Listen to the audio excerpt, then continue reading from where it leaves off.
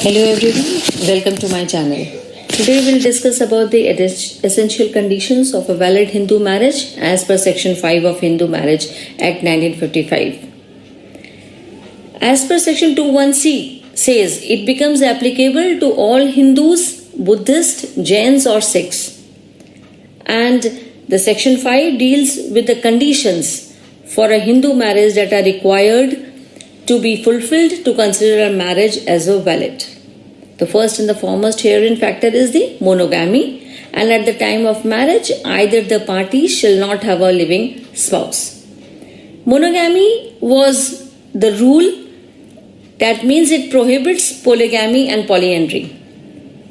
From the ancient times to 1955, polygamy was recognized in Hindu law, but polyandry was never permitted. A Hindu before this law could marry any number of wives, even if he had a wife or wives living. Although this practice was looked always with a disfavor, whereby neither party has a spouse living at the time of marriage.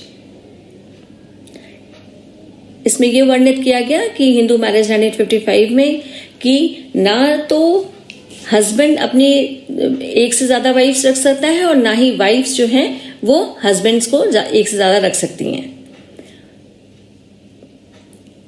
Second marriage जो है in the life time of a spouse और first marriage जो against होगी law के और consider करी जाएगी कि ये वॉइड है, चाहे वो आउटसाइड इंडिया भी हुई हो. इसमें एक केस है देवी रमन्ना वर्सेस गंगावा. इसमें क्या हुआ था कि marriage of she was happened with a disease सेमोशन. Later on she married to a defendant. It was stated by the defendant that the marriage is legally valid. जो डिफेंडेंट था उसने ये कहा कि ये मैरिज है लीगली वैलिड है क्योंकि जो प्लेंटिव है उसने संन्यास धारण कर लिया है. But the court has considered that it is legally valid marriage because the previous marriage was not dissolved legally. The second factor to this is mental development. Section 5(2) provides about the mental capacity of the spouse at the time of marriage. इसमें 3 points हैं. कोई भी party, either of the party, unsound mind नहीं होना चाहिए, उसका mental disorder नहीं होना चाहिए, उसमें इम्पोटेंसी या unfit for entering marital relations नहीं होने चाहिए. थर्ड पॉइंट है आइदर ऑफ द पार्टीज जो है उनको एपिलेप्सी या वो लुनाटिक मीन्स पागल नहीं होने चाहिए eight the time of marriage. इसमें अमेंडमेंट करे गए मैरिज लॉ अमेंडमेंट एक्ट 1976 में, जिसमें एक क्लॉज बनाया गया एंड उसमें इंसेनिटी और मेंटल डिसऑर्डर को एक्सप्लेन किया गया. अंडर क्लॉज 1B सेक्शन 12 का इसमें मेंटल कैपेसिटी एनी फॉर्म की जो होगी वो अगर हुई तो वो एक ग्राउंड होगा वॉइड मैरिज को डिक्लेयर करने के लिए. इसमें जो पर्सन है अगर वो डेट ऑफ मैरिज में सफर करता है किसी भी टाइप के मेंटल डिसऑर्डर में तो उसको वो वैलिड नहीं होगी मैरिज. पहले जो था वह एपिलेप्सी जो थी वो कंसिडर करी गई एक वजह के रूप में, बट बाद में इसको अमेंडमेंट एक्ट 1999 का जो अमेंडमेंट एक्ट था मार्शल लॉज का उसमें इसको हटा दिया गया. इसमें एक केस है जो वनीता सक्सेना वर्सेस पंकज पंडित का. In this party was affecting the disorder and not possible to proclamation of children. It may furnish the ground of nullifying the marriage. Second case है Vandana J Kasliwal versus Jitendra N Kasliwal. इसमें ये मुंबई हाईकोर्ट का है. Wherein before marriage the wife was suffering with the incurable mental disease, जो कि बहुत सालों तक हॉस्पिटल में रही थी, उसको मेंटल ट्रीटमेंट भी हुआ था, बट ये बताया नहीं गया दूसरी पार्टी को, तो ये कंसिडर करा गया कि ये नलिटी ऑफ द मैरिज के लिए कंसिडर करा गया इसको. थर्ड है next part is the legal age of either spouse. Legal age for the bride and the bridegroom at the time of marriage. The completion of 21 for groom and 18 for bride according to Marriage Act 1955, the age provided for the groom was 18 and for the bride was 15. Though where the age of bride was below 18, the consent of her guardian was necessary. अगर 18 साल से नीचे है तो उसका consent guardian का जरूरी है.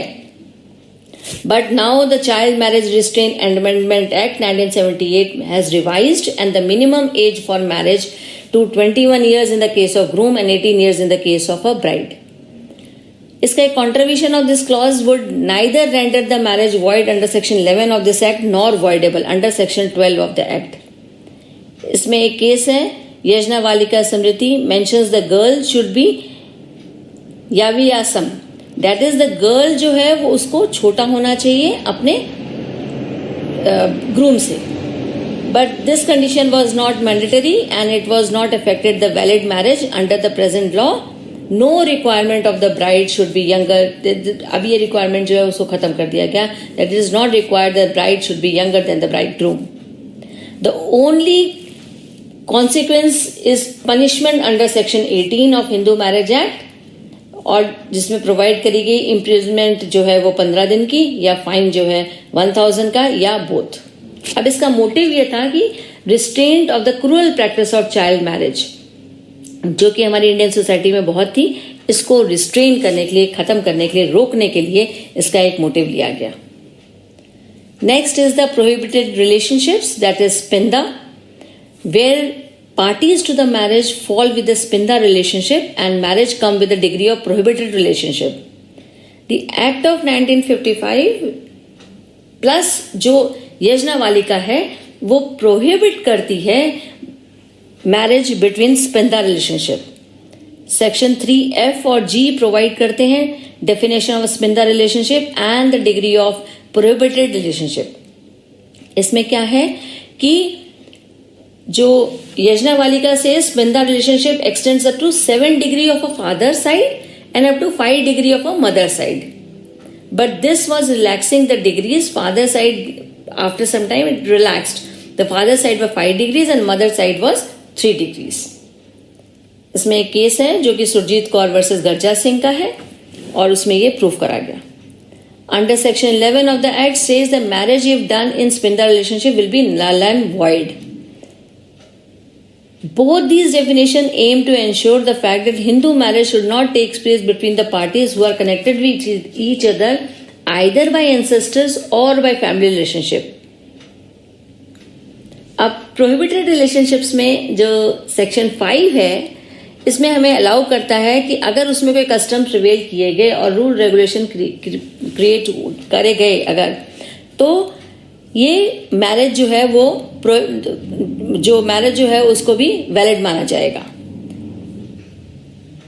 इसमें एक केस है जो सुरेंद्र भाटिया वर्सेस पूनम भाटिया और इसमें क्या था कि जो कोड मुस्लिम वुमन थी can marry with a Hindu person, such marriage will be legally valid. Section 5 का 4 प्रोहिबिट करता है marriage between the person who are within the prohibited degree of relationship with each other. Section 3G provide करता है 2 persons are said to be within the degree prohibited relation. कौन से हैं वो? If one is lenient ascendant of the other. Second, if one was the wife और husband of lenient ascendant और the descendant of other. Third, if one was the wife of brother or the father's or mother's brother or the grandfather's or grandmother's brother of the other.